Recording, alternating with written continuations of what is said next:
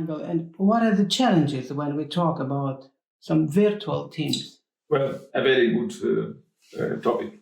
I mean, we say in German, ich kann dich nicht riechen. So it means I can't smell you.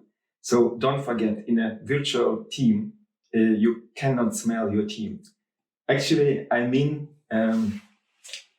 the situations outside of the project room are very, very crucial for a team, because on the way to an event or during the lunch, you actually understand your team members. You understand if they're comfortable with the project, if they're comfortable with you as a project manager. So you must find a way to understand if your team members are fine with the project. And now I understand how important is the non-verbal communication, because in the traditional project, you always have this direct contact with somebody. You see the way you look at me, I understand, is it fine for me, is it not fine? So in a virtual project, you must find your way to establish this communication, this relationship with your team member for a good, successful project. So the second issue would be, in a virtual team, you always have to rethink the way you assure work packages to somebody and the way you assess the progress in the project. So look, in a traditional project, you always have the team members in the room. You always have this understanding what's going on. You always have the understanding, is the work package too big, too complicated, too sophisticated, and so on.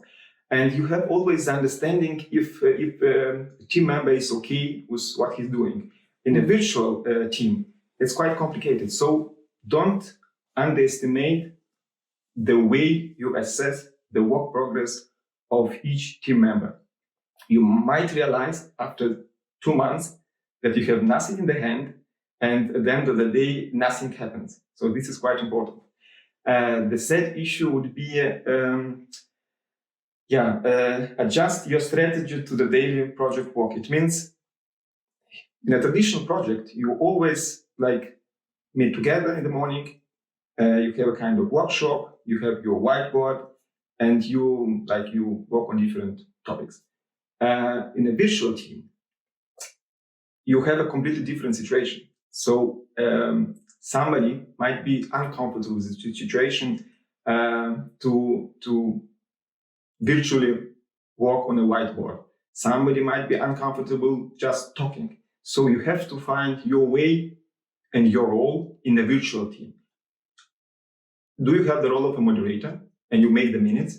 Or do you have the role of involving everybody in a discussion? Mm-hmm. So there is no one-fits-all solution in this case. You must understand your team and find the way how you get the best out of your team on the daily basis. Is it a kind of visual whiteboard? Is it a kind of, you have your time 20 minutes and we talk together again after 15 minutes? This is quite important, how you structure your daily work. So this would be the three crucial differences between a traditional classic project and a virtual team.